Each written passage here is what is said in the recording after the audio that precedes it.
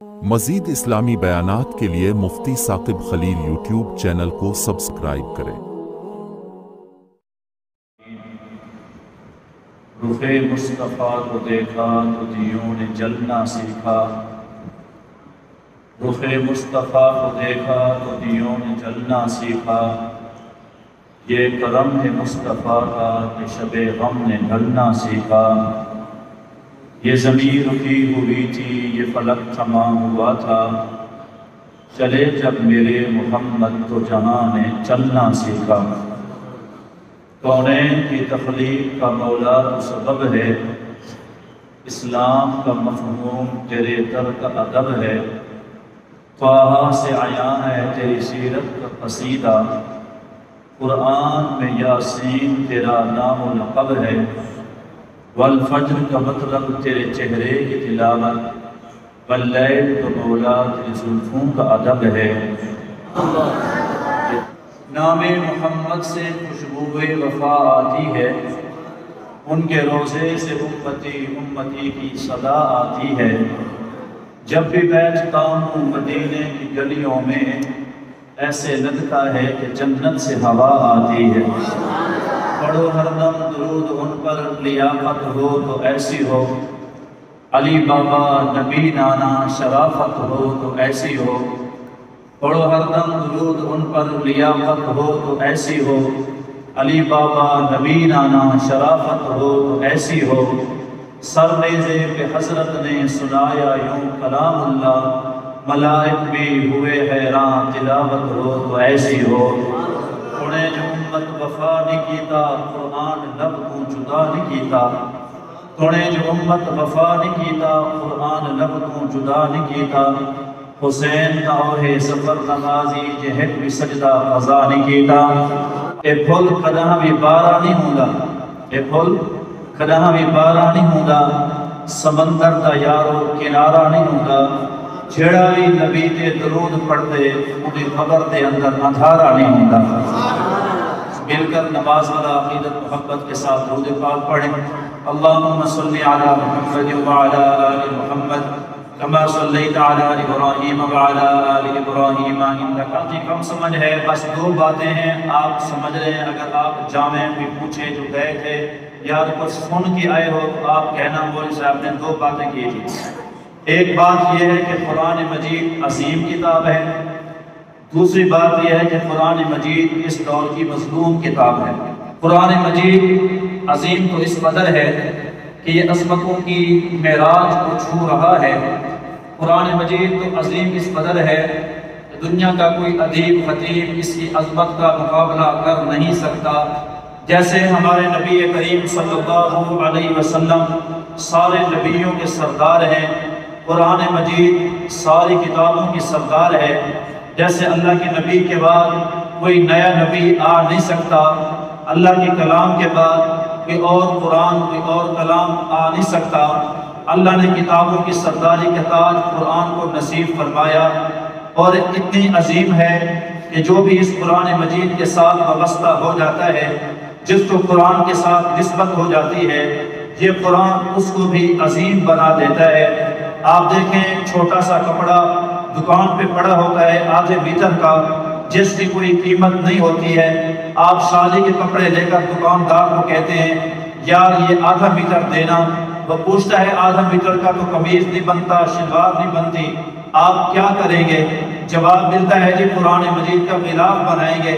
وہ دکاندار کہتا ہے جی بغیر پیسوں کے اٹھا کے لے جائیں، یہ بے قیمت کپڑا ہے، دکان پہ پڑا تھا، شلوار قمیض سوٹ بن نہیں سکتا، لیکن جب اس کو آپ نے قرآن مجید کا غلاف بنایا، قرآن عظیم ہے، اس کپڑے کو اس قدر عظیم بنا دیا، قرآن کو بعد میں چوما جاتا ہے، اس کپڑے کو پہلے چوما جاتا ہے، پھٹی عام پڑی ہوتی ہے ترخان کی دکان پہ، لیکن جب قرآن مجید اسی پھٹی پر آ جاتا ہے اس پھٹی کا بھی ادب شروع ہو جاتا ہے، اس پھٹی کو بھی قرآن عظیم بنا دیتا ہے۔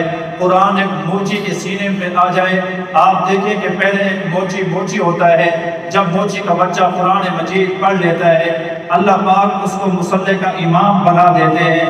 سید عطا اللہ شاہ بخاری رحمۃ اللہ علیہ کے بچوں کے جو استاد تھے حضرت جی قاری فقیر اللہ صاحب، یہ ذات کے موجی تھے، لیکن شاہ جی فرمایا کرتے تھے لوگوں میں حافظ فقیر اللہ کی جوتیاں سر پہ سجانے کو نعمت اور غنیمت سمجھتا ہوں، کیوں کہ اس نے میرے بچے کو قرآن کی دولت عطا کی ہے، قرآن پڑھایا ہے، عظیم کتاب بھی ہے اور لوگوں کو عظیم بھی بناتا ہے۔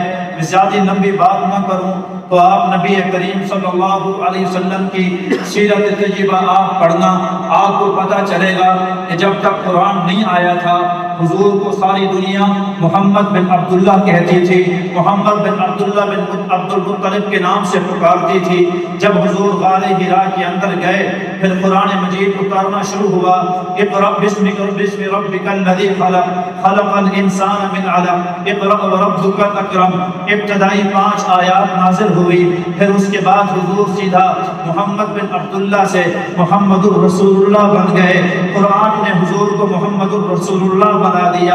امیر شریعت سے کسی نے پوچھا تھا شاہ جی یہ تو بتانا کہ حضرت خدیجہ میں اما عائشہ میں کیا فرق ہے؟ شاہ جی نے برجستہ جواب دیا، فرمایا بیٹا حضرت خدیجہ بھی پاک پیغمبر کی بیوی ہے، اما عائشہ صدیقہ بھی پاک پیغمبر کی بیوی ہے، وہ بھی مومنوں کی ماں ہے، یہ بھی مومنوں کی ماں ہے، فرق یہ ہے حضرت خدیجہ کا نکاح ہوا حضور محمد بن عبداللہ تھے، کیونکہ حضور کی عمر اس وقت 25 سال کی تھی، حضور نے نبوت کا اعلان نہیں فرمایا، لیکن جب حضرت اما عائشہ صدیقہ کا نکاح ہوا حضور اس وقت محمد الرسول اللہ تھے، یہ بھی حضور کی بیوی وہ بھی حضور کی بیوی، ایک محمد بن عبداللہ کی بیوی ہے، ایک محمد الرسول اللہ کی بیوی ہے۔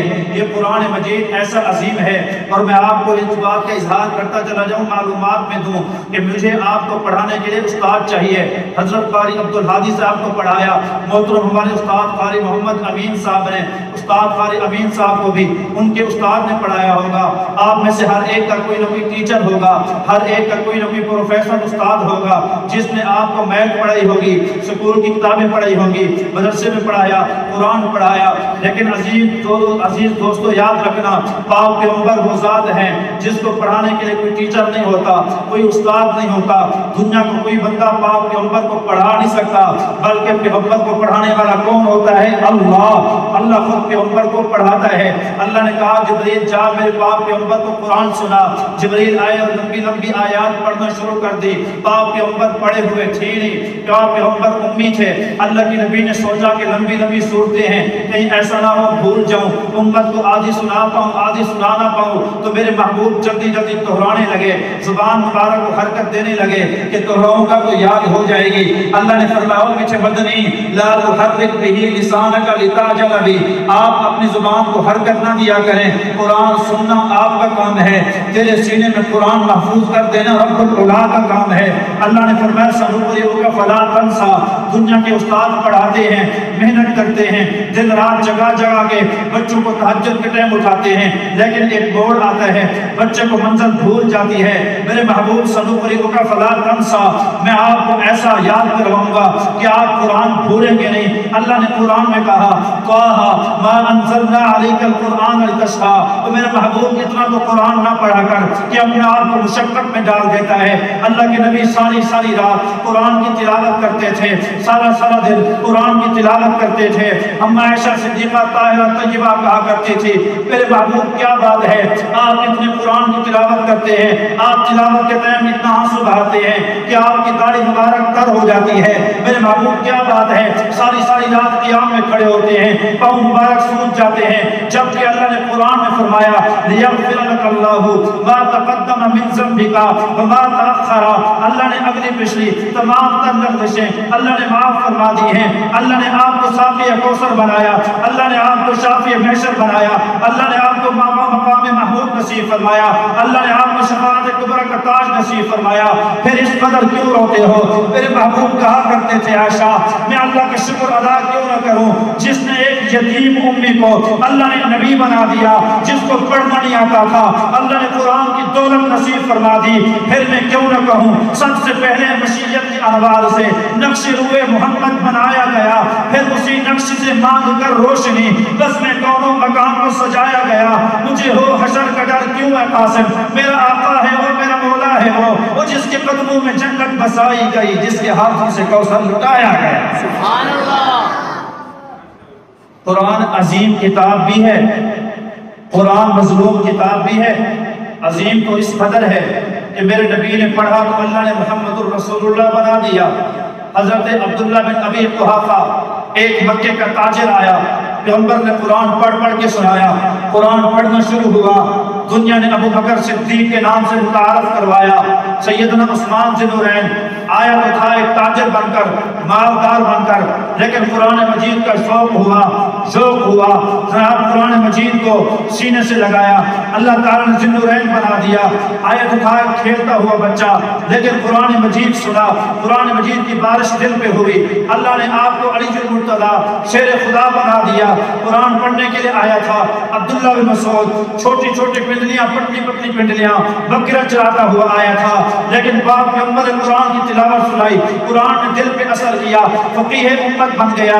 سیدنا ابو ہریرہ آیا تھا، 4 سال پیغمبر کی محفل میں آیا، پہلے اس کو جانتا کوئی نہیں تھا، آج بھی اس کے نام سے لوگ متعارف نہیں ہیں، کنیت کے نام سے لوگ جانتے ہیں۔ ابو ہریرہ کیوں چمکا کہ اللہ نے نبی نے قرآن پڑھ کے سنایا، قرآن نے اس کو عظیم اس قدر بنا دیا، دنیا محدث اعظم کے نام سے جانتی ہے۔ وہ مسلمانوں، یہ قرآن جس کے سینے میں آتا ہے، یہ قرآن اس بندے کو چمکا دیا کرتا ہے۔ جب آئے رمضان کو دیکھنا، رمضان کی تراویح جب شروع ہو تو دیکھنا، آپ دیکھنا سید زادہ پیچھے کھڑا ہوگا، لیکن مرشی کا بیٹا آگے کھڑا ہوگا، سید زادہ پیچھے کھڑا ہوتا ہے، نئی کا بیٹا مصلی پہ کھڑا ہوتا ہے، سید زادہ پیچھے کھڑا ہوتا ہے، ذمہ دار کا بیٹا مصلی پہ کھڑا ہوتا ہے۔ یہ اس کا کمال نہیں، یہ قرآن کی برکت ہوتی ہے، جس نے اس کو مصلی رسول کا وارث بنا دیا ہوتا ہے۔ او مسلمانوں، یہ قرآن ہی کی برکت تھی کہ سیدنا بلال رضی اللہ تعالیٰ عنہ مارے کھاتا کھاتا پاک پیغمبر کے پاس آیا، اللہ کے نبی نے قرآن پڑھ کے سنایا،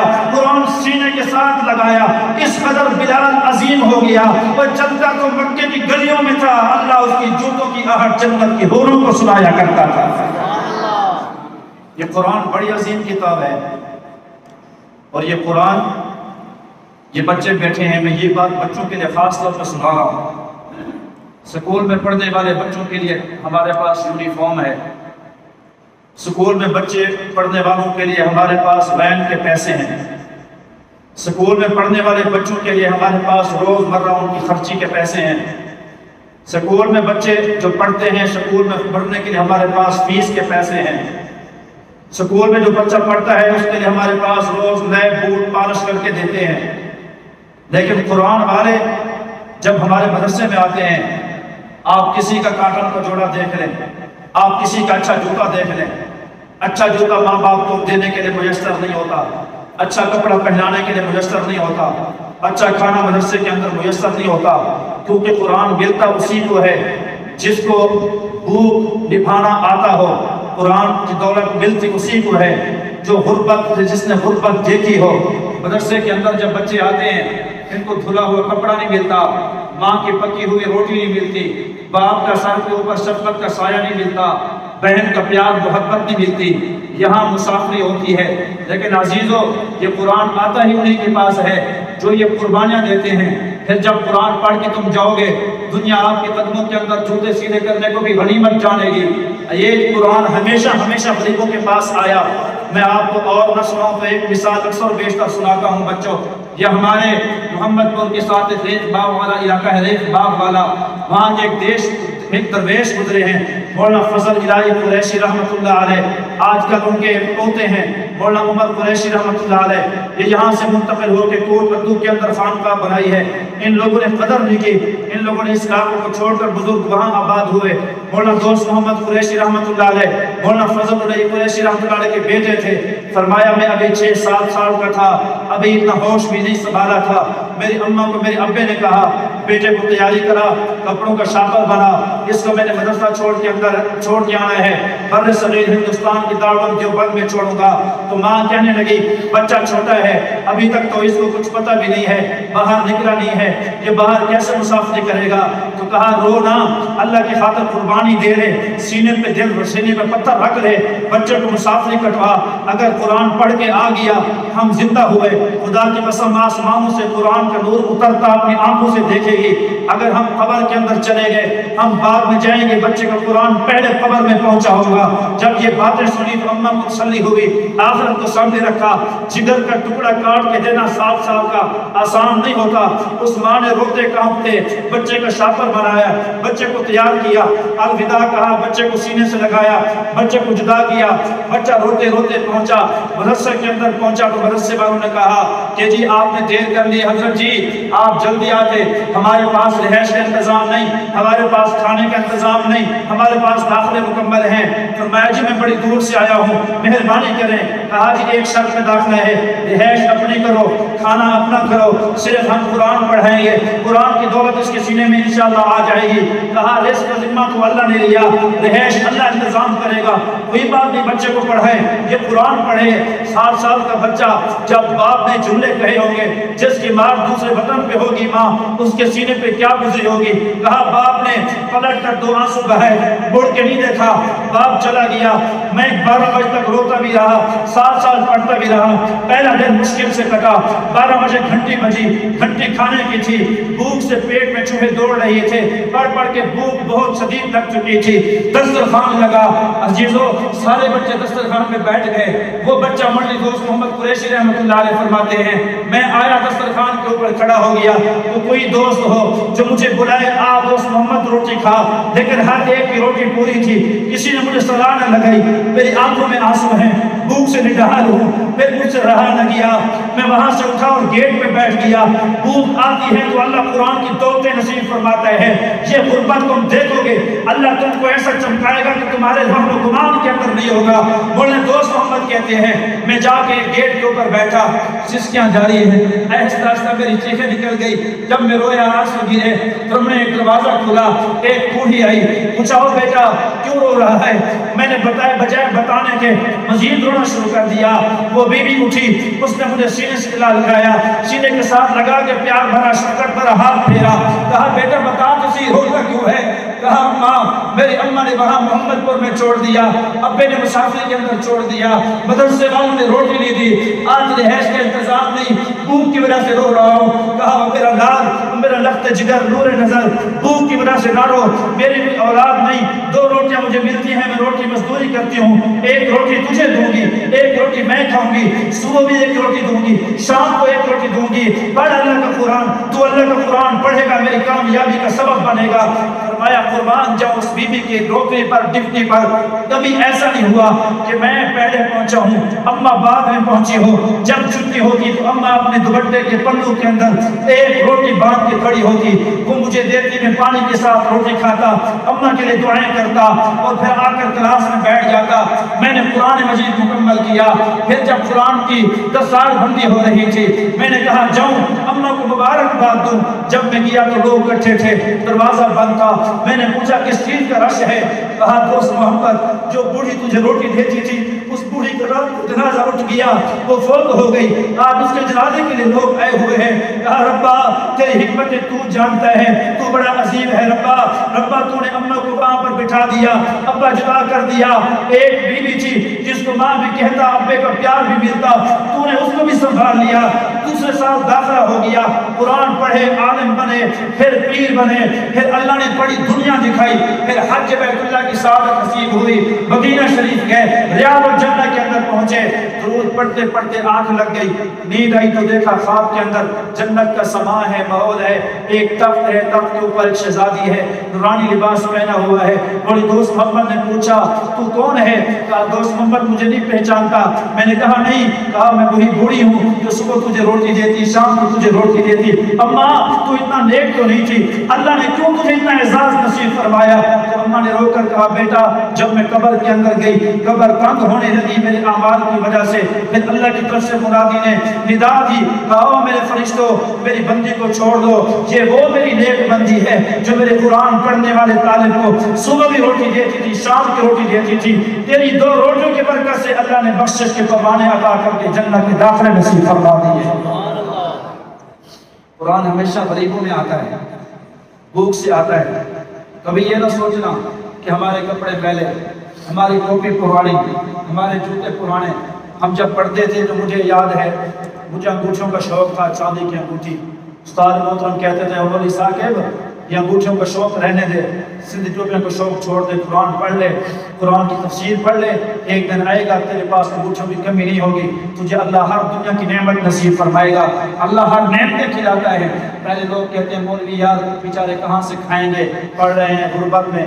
फिर लोग कहते हैं मौलवी पता नहीं कितना खम दे, ये अल्लाह उनको कुरान की बरकत से फिर खिलाता है कि दुनिया अपनी जुबान से ये जुमला कहती है कि मौलवी कितना खाते हैं। कुरान पढ़ो, शौक से पढ़ो, शौक से पढ़ो, तुम दुनिया के लिए रहबर बनोगे, अल्लाह तुम्हें दुनिया के लिए हिदायत का जरिया बनाएगा। एक कुरान की बरकत से मैंने शहरों को आबाद होते देखा। आखिरी बात है, ये अपने घरों में आज जाकर सुनाना। इब्ने बतूता आपने कभी अपनी किताबों में देखा हो, सयाह गुजरा है इब्ने बतूता, बहुत बड़ा सयाह जिसने आज ही दुनिया के ऊपर सैर की थी 30 साल। ये मराकेश के था, मराकेश से उसने सफ़र शुरू किया, अरब घूमा, अजम घूमा, बर्रे सगीर हिंद सिंध घूमा, फिर मराकेश के अंदर उसकी कब्र बनी थी। 30 साल का सफरनामा फिर उसने लिखा। उसने बड़े बड़े वाक़यात लिखे। तो एक बस्ती में गुजरा जिस बस्ती के अंदर तमाम औरतें कुरान की हाफिज़ा थी, क़ारियाँ थी। एक औरत ऐसी नहीं थी जिसके पास कुरान की दौलत न हो। फिर गुजरते गुजरते मैं हिंदुस्तान गया, वहाँ गुजरते गया तो मैंने एक जजीरे पे कदम रखा जिस जजीरे का नाम है मालदीव। क्या नाम है? मालदीव। उस जजीरे के अंदर गया तो मैंने देखा उस वक़्त 100% लोग मुसलमान हैं, 100% लोग बाशरा हैं और बड़ी बड़ी मसाजिद हैं। और जनाब एक बड़ी जामे मस्जिद है जिसको लोग देखने आते हैं। उसके ऊपर एक तख्ती लिखी है, उसके ऊपर एक हाफिज़ कुरान का नाम लिखा है। तो मैंने वहाँ के मकामी से पूछा ये मस्जिद किसकी है और ये नाम किसका है? तो कहा ये जो बच्चा है ये मराकेश से आया था, ये उसके नाम पर मस्जिद है। मैंने पूछा कि भाई मराकेश से मालदीव यहाँ पर आया बर्र सगीर में, यहाँ उसके नाम की मस्जिद, समझ में नहीं आई। लोगों ने बताया कि बात यह है कि मालदीव सारे का सारा ऐसा था कि हिंदू आबाद थे, बुत परस्त आबाद थे, हम सारे बुत परस्त थे, एक बंदा भी मुसलमान नहीं था। ये हाफिज़ कुरान वहाँ से आया था, मेहनत मजदूरी की गर्ज से गरीब था, छोटा था, अभी तक इसकी दाढ़ी मूछ भी नहीं आई थी। यहाँ पर पहुँचा, जब यहाँ पर पहुँचा तो एक बूढ़ी औरत थी, उसने इसको रिहाइश दी, उसके पास रहने लगा, काम करता, उसके पास रात को रहता। एक दिन आया तो वो बूढ़ी बेचारी रो रही थी। पूछे अम्मा तो क्यों रो रही है? तो कहा बेटा ये तेरा काम नहीं है, तू अपना काम कर, सो जा, थका हुआ है। कहा अम्मा बता तो सही, मशवरे में खैर होती है। उस अम्मा ने कहा बेटा हम सारे बुत परस्त हैं, वो हमारा एक बहुत बड़ा बुत बड़ा है जिसमें हमारे खुदा हैं, और वहाँ पर साल में एक दिन एक बहुत बड़ा जिन आता है और उस जिन को हम एक लड़की पेश करते हैं सिंगार करके, और वो लड़की के साथ जुल्म करता है, सुबह उसकी लाश के टुकड़े टुकड़े होते हैं। कहा अम्मा लड़की ना दो। कहा फिर वो शहर के अंदर फसाद बर्पा करता है, दुकानें उजाड़ देता है, खेतें उजाड़ देता है, बड़ा नुकसान होता है, लड़की देनी पड़ती है। फिर तू क्यों रो रही है? कहा मेरी एक ही लड़की है, एक ही जिगर गोशा है, आज बारी मेरी लड़की की है, इस वजह से रो रही हूँ कि कल मैं तो होगी, मेरी बेटी का चेहरा नहीं होगा, इस वजह से आज मुझे नींद नहीं आ रही, मैं रो रही हूँ। अम्मा कोई बात नहीं, तो अपनी बेटी को ना भेज, मुझे भेज। बेटा तू मुसाफिर आया है, तेरे ऊपर क्यों जुल्म करूँ? कहा अम्मा तुम्हारे सीने में कुरान नहीं है, अल्लाह ने मेरे सीने के अंदर कुरान की दौलत नसीब फरमाई है, मेरा हम ना कर, मुझे भेज दे। दाढ़ी मुझे थी नहीं, सिगार करवाया, बुर्का पहनाया, बुर्का पहना के उसको बहुत बाड़े के अंदर बिठा दिया। और जनाब रात गुजर गई, सुबह को लोग आए उसकी लाश उठाएं। जब सुबह आए तो देखा, दरवाज़ा खोला तो वो बच्चा उसने सूरत के साथ, खूबसूरत आवाज़ के साथ कुरान पढ़ता हुआ उस बुत से बाहर आ गया। जब देखा तो सारे लोग हैरान हो गए कि आज तक कोई बंदा अंदर से जिंदा नहीं आया, ये कैसे? تو کہا جب میں اندر گیا قرآن مجید کی میں نے تلاوت شروع کر دی، رات کا آدھا حصہ بیتا تو جن آیا، اس کا بہت بڑا سایہ مجھے نظر آ رہا تھا، وہ غراتا رہا، میں قرآن پڑھتا رہا، وہ غراتا رہا، میں قرآن کی تلاوت کرتا رہا، حتیٰ کہ میں نے سنا کہ وہ جن قرآن کی تلاوت سے رو رہا تھا۔ قُلْ أُوحِيَ إِلَيَّ أَنَّهُ اسْتَمَعَ نَفَرٌ مِّنَ الْجِنِّ فَقَالُوا إِنَّا سَمِعْنَا قُرْآنًا عَجَبًا۔